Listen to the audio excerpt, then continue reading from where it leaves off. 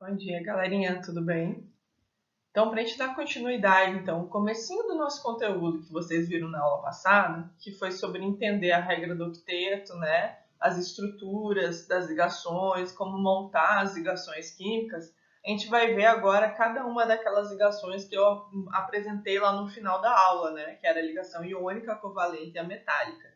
Então, essa aula é exclusivamente de ligação iônica. Vocês vão ver como determinar quando pode ocorrer uma ligação iônica, quais são os elementos que participam, como montar ela, e as duas formas de a gente fazer isso, usando a estrutura de Lewis ou a forma simplificada. E que fique claro que fiquem abertos a escolher o melhor modo de responder as questões, tanto pelo de Lewis ou a simplificada, que vocês acharem mais fácil, tá? Eu sempre vou considerar aquela que estiver correta, independente da forma que vocês escolheram. Então, vamos começar? Para começar, essas ligações iônicas são caracterizadas por uma transferência de elétrons. Então, é aqui que a gente vai ter que descobrir a quantidade de elétrons de cada elemento para poder fazer essa transferência. E a gente já começa falando por meio de um esquema aqui que vai ficar bem fácil para visualizar. Quem pode transferir elétrons? Somente aqueles átomos que têm uma tendência ou a perder elétrons ou a ganhar elétrons. Então, alguém tem que perder para alguém poder receber. Quem vai perder elétrons? Geralmente são os metais. Então, os metais lá da nossa tabela periódica são os responsáveis em ceder os elétrons para os outros elementos. Quem que vai ganhar? Os ametais. Então, a gente já tem um grupo que vai sempre doar elétrons e a gente já tem um grupo que vai sempre receber esses elétrons para poder participar da ligação. Para eu caracterizar esses metais, vocês vão utilizar simplesmente a família 1A, a família 2A e a família 3A da tabela, porque aí são famílias puras de metais e a gente já sabe quantos elétrons tem. Se eu estou falando da família 1A, que é aquela primeira coluna da tabela, quer dizer que essa família tem um elétron na camada de valência. Então, eu vou trabalhar com um elétron daqueles elementos que participam daquela família. Os elementos que participam lá da família 2A têm 2 elétrons. Os elementos que participam da família 3A têm 3 elétrons para poder doar. Então, essa aqui é a quantidade de elétrons que eles vão poder doar para fazer as ligações. Dos ametais, a gente trabalha com a família 5A, 6A e 7A. Aqui é diferente, como eles têm que receber aquela quantidade para ficar dentro da regra do octeto. Então, quem é da família 5A, quer dizer que tem 5 elétrons, seguindo a mesma regra de cima. Para ela ficar com 8, ela precisa receber 3 elétrons. Quem é da família 6A tem 6 elétrons. Para ficar com 8, precisa receber 2. Quem é da família 7A tem 7 elétrons. Para ficar com 8, vai precisar receber 1. Então, quem é da família 1, 2 e 3, ou os metais, vai perder todos os elétrons que tem. Tem que doar tudo para poder fazer a ligação. Tudo lá da camada de valência, que é aquela quantidade de elétrons da família da tabela periódica. Os ametais, eles vão receber os elétrons até completar 8. Então, alguém vai perder para alguém receber e completar os 8 elétrons da camada de valência lá da regrinha do octeto.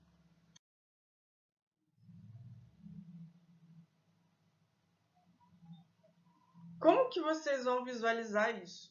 Que a gente tem a tabelinha e aí a gente representa isso por meio da quantidade de elétrons que alguém pode perder ou a quantidade que alguém pode ganhar, que a gente viu no slide anterior. Então, quem perde elétrons? Quem participa ali da primeira coluna perde 1 elétron. Quem participa da segunda coluna perde 2 elétrons. Quem participa da terceira coluna perde 3 elétrons. Então, esses elementos aqui da família 1A têm 1 elétron para perder. Família 2A, 2 elétrons e família 3, 3 elétrons. Mas também tem aquela galera que vai receber esses elétrons que estão sendo perdidos pelos outros elementos. Quem que vai ganhar elétrons? A família 5, 6 e 7. Então, quem é da família 5, todos esses elementos aqui, eles já têm 5 elétrons. Quem é da família 6 tem 6 elétrons. Quem é da família 7 tem 7 elétrons. Aí eu preciso saber quantos elétrons eles vão precisar receber para completar a regra. Então, quem é da família 5A é porque tem 5 elétrons. Então, vai precisar receber 3. Quem é da família 6A tem 6 elétrons. Então, vai precisar receber 2. Quem é da família 7A tem 7 elétrons. Então, precisa receber 1 para completar 8. A mesma coisa que eu expliquei no slide passado, só que agora utilizando a tabela periódica como referência. E aí a gente parte das ligações iônicas, que o objetivo dela é formar compostos iônicos. E para isso a gente precisa entender o que são esses íons. Os íons são aqueles elementos que têm aquela tendência que a gente falou de perder e ganhar elétrons. Então, nós temos ali os metais que vão perder, mesma coisa de antes, e os ametais que vão ganhar aqueles elétrons. Esses íons que perdem elétrons, eles têm um nome, a gente chama de cátions. E os ametais, esses íons que têm tendência a receber elétrons, a gente chama de ânions. Eu sei que um íon é um cátion quando ele tem o sinalzinho de mais. Se ele tiver o sinalzinho de positivo em cima do número, quer dizer que ele é um cátion. E se ele é um cátion, ele perdeu aquela quantidade de elétrons. Quem tem o sinalzinho de menos em cima do número, quer dizer que é um ânion. E se ele é um ânion, quer dizer que ele recebeu aquela quantidade de elétrons. Para ficar mais fácil de entender, a gente vai usar um exemplo aqui, seguindo todas as etapas necessárias. Primeira coisa, a gente vai realizar ligações. Eu vou usar 3 exemplos diferentes para poder fazer isso. Então, realize a ligação iônica entre o potássio e o bromo. Coloquei o nome do elemento e coloquei o símbolo para ficar mais fácil. Então, a primeira coisa que a gente tem que fazer para realizar uma ligação é localizar os elementos na tabela periódica e indicar quais famílias eles pertencem, indicando qual elemento vai receber e qual vai perder elétrons. Usando a tabelinha aqui, a gente vai procurar o potássio, ele está aqui, essa primeira coluna, está ali circulado em amarelo, e o bromo, que está aqui do outro lado, também circulado em amarelo. Então, eu já descobri que o potássio pertence à família 1 e o bromo pertence à família 7. A partir dessa informação, a gente já consegue definir alguns dados aqui. O potássio ele pertence à família 1A e quem pertence à família 1A perde um elétron. O bromo pertence à família 7A e quem pertence a essa família ganha um elétron. Então, essas são as duas informações mais importantes para a gente poder realizar essa ligação. A segunda etapa é você indicar as cargas de cada íon. Como que a gente faz isso? Coloca os dados ali que você encontrou do potássio e do bromo e a gente vai fazer isso aqui. Quem perde um elétron, você vai usar o símbolo do elemento, potássio é K, e vai colocar a carga mais 1, indicando que ele perdeu um elétron. O bromo é aquele elemento que ganha. Quem ganha é negativo, lembra do ânion lá? Então, você vai colocar o menos 1, indicando que ele ganhou um elétron. Agora, a gente já tem os íons para formar as ligações. A gente tem o potássio mais 1 e o bromo menos 1. Mais 1 porque perdeu um elétron, menos 1 porque tem que receber um elétron. E agora a gente consegue fazer a ligação entre os íons. Então, eu tenho o potássio mais 1, mais o bromo menos 1. E aí, o que eu faço agora? Eu troco essas cargas. Esse 1 vem para cá e esse 1 vem para cá. Por que não está aparecendo o número 1 aqui? Porque quando é 1, eu não preciso representar esse número, eu represento só a carga. E aí o que deixa de ser carga vai virar um númerozinho aqui embaixo. Então, na hora de fazer a ligação, você troca o 1 vem aqui para baixo e o 1 vem aqui para baixo, e aí eu estou formando o KBR. É como se eu tivesse 1 aqui embaixo e 1 aqui embaixo, mas eu não preciso representar. O que eu formei aqui? O meu composto iônico brometo de potássio. Os nomes das substâncias vocês não precisam saber agora. Vocês só precisam fazer essa ligação. Agora, pessoal, eu vou fazer esse exemplo que a gente acabou de fazer do potássio e do bromo utilizando a estrutura de Lewis. Então, essa é a outra versão da ligação iônica, é a outra forma de você encontrar a ligação iônica para os elementos envolvidos. Até a única diferença é que, da mesma forma que você tem que conhecer a família para saber quantos elétrons tem na camada de valência, você tem que representar agora aquela quantidade de elétrons. Então, a gente vai aprender a fazer, para não ter nenhuma dúvida, porque a gente tem várias questões ali na apostila que solicitam que vocês façam pela estrutura de Lewis. Mas quando eu colocar que vocês vão escolher como vocês querem representar essa ligação iônica, vocês podem utilizar o método simplificado ou o método da estrutura de Lewis, aqueles que vocês acharem melhor, aquele que vocês acharem mais fácil.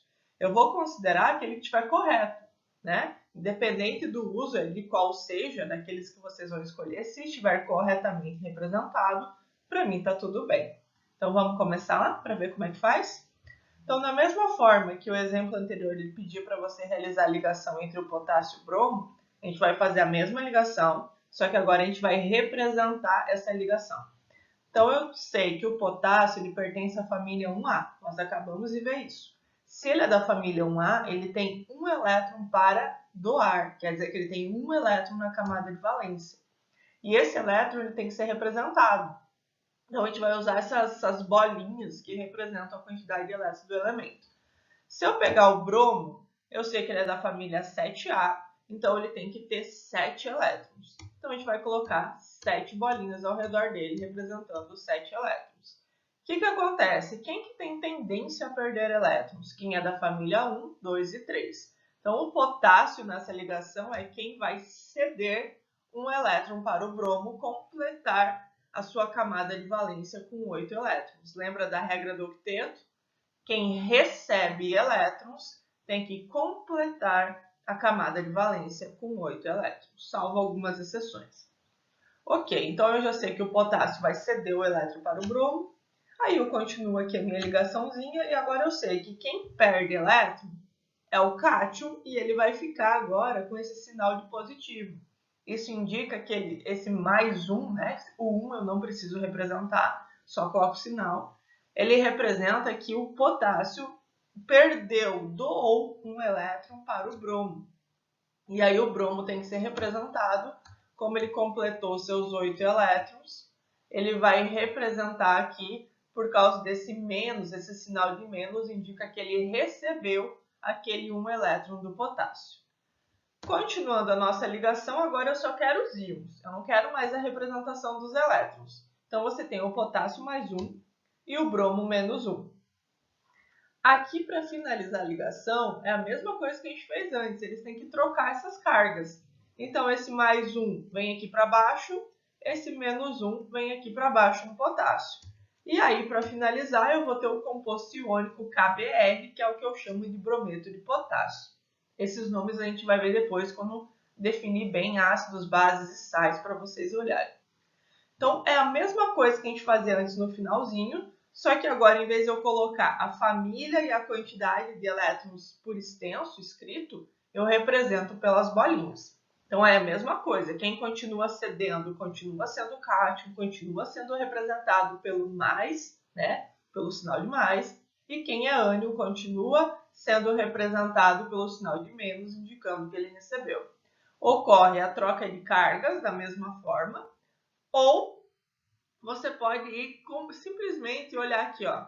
Como o potássio cedeu um elétron e o bromo recebeu esse um elétron, né? Quer dizer que foi para completar 8 elétrons, o bromo ele precisou apenas de um potássio. Então, a partir daqui, você sabe que a tua ligação iônica vai formar KBr. Eu gosto de fazer até o final do passo a passo para vocês terem certeza da quantidade de elementos, tá?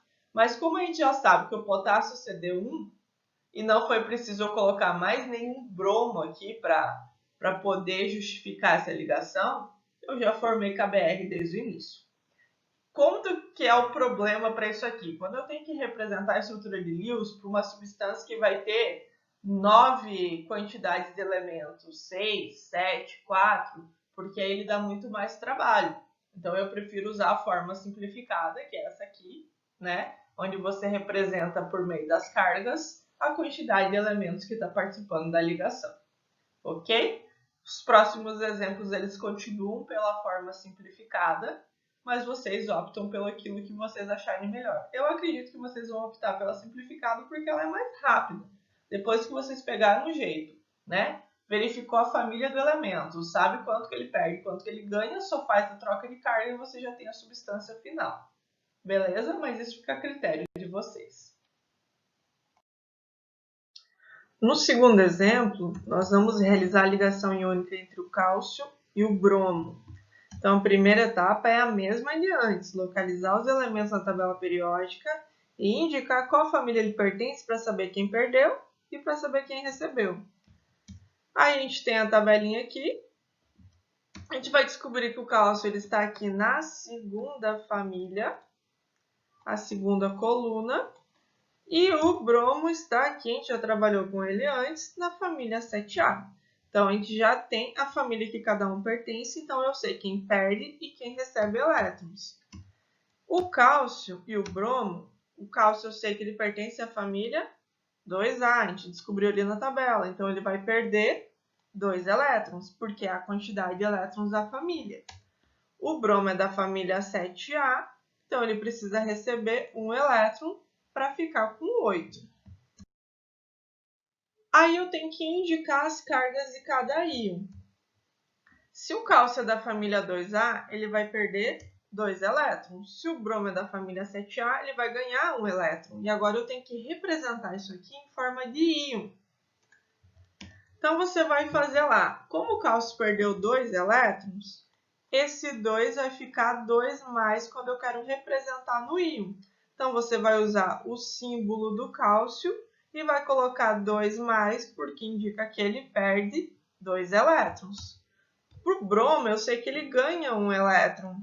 Então, eu vou representar como Br, que é o símbolo do bromo, menos 1, indicando que ele vai receber 1 elétron. E aí você já pode fazer a ligação entre os íons. Então, você vai pegar lá o cálcio 2+, mais o Br menos 1, o 1 nunca vai aparecer. E aí, o que eu preciso fazer para realizar essa ligação? Trocar aqui as cargas. Esse 2+ vem aqui para baixo do bromo, esse 1- vem aqui para baixo do cálcio. E aí você vai representar isso na hora de formar agora o composto, que ficou CaBr2. Esse 2 ele era do cálcio, veio aqui para baixo do bromo. Esse menos 1 era do bromo, veio aqui para baixo do cálcio, só que eu não preciso representar ele. Tudo que for número 1 não precisa ser representado. Então, eu acabo de formar o brometo de cálcio. Então, essa é uma forma mais simples de a gente fazer essas ligações iônicas do que fazendo pela ligação de vários elétrons. Pelo menos é mais rápido para vocês poderem fazer essa ligação. Tranquilo? Mais um exemplo para a gente finalizar essa aula de hoje. Então, a gente vai fazer a ligação iônica entre o alumínio e o enxofre. São 2 elementos diferentes que a gente não trabalhou antes. Então, de novo, primeiro localizar qual é a família que pertence a cada um desses elementos para descobrir quem está perdendo e quem está ganhando. Então, olhando aqui na nossa tabelinha, o alumínio ele está aqui na família 3A. Lembra da ordem lá da tabelinha periódica? Tem que lembrar agora. O enxofre está aqui na família 6A. Então, eu já sei a localização desses elementos e eu já posso colocar os meus dados aqui. O alumínio ele é da família 3A, então ele vai perder 3 elétrons. Lembra sempre que ele tem a quantidade de elétrons do número da família. O enxofre é da família 6A, então ele vai precisar receber 2 elétrons para poder completar 8. Então, sempre lembrar que aquele que é ametal tem que ganhar a quantidade de elétrons para completar 8. Por isso que quem é da família 6A vai receber 2 elétrons. Depois de descobrir a localização dos elementos lá na tabela, a gente vai indicar a carga de cada íon, a mesma etapa que a gente está fazendo em todos os exemplos. Então, nós temos o alumínio da família 3A, indicando que ele perde 3 elétrons, e o enxofre, que é da família 6A, indicando que ele precisa receber 2 elétrons. O alumínio, eu sei que ele perde 3 elétrons, então você vai representar aqui o símbolo do alumínio, e como ele perde 3 elétrons, então vai ficar 3 mais. Quem perde elétrons sempre vai ficar com o sinalzinho positivo. E aí nós temos o enxofre que recebe, que ganha 2 elétrons. Então você vai colocar ali o símbolo do enxofre, que é S, 2 menos, porque o menos indica que ele vai receber essa quantidade de elétrons. E aí, para finalizar, a gente faz a ligação entre os íons. Nós temos o alumínio 3+, mais o enxofre 2-. Como que eu faço essa ligação? Pego esse 3, passo para baixo aqui do enxofre, pego esse 2, passo para baixo aqui do alumínio. E aí eu vou formar esse meu composto iônico novo. Essas quantidades que estão aqui representadas indicam as ligações entre esses elementos. Quer dizer que eu vou precisar ligar 3 enxofres com 2 alumínio para poder estabilizar esses 2 íons. Então, a gente vai testar bastante isso nas atividades e qualquer dúvida, dentro desse conteúdo, vocês vão entrar em contato comigo.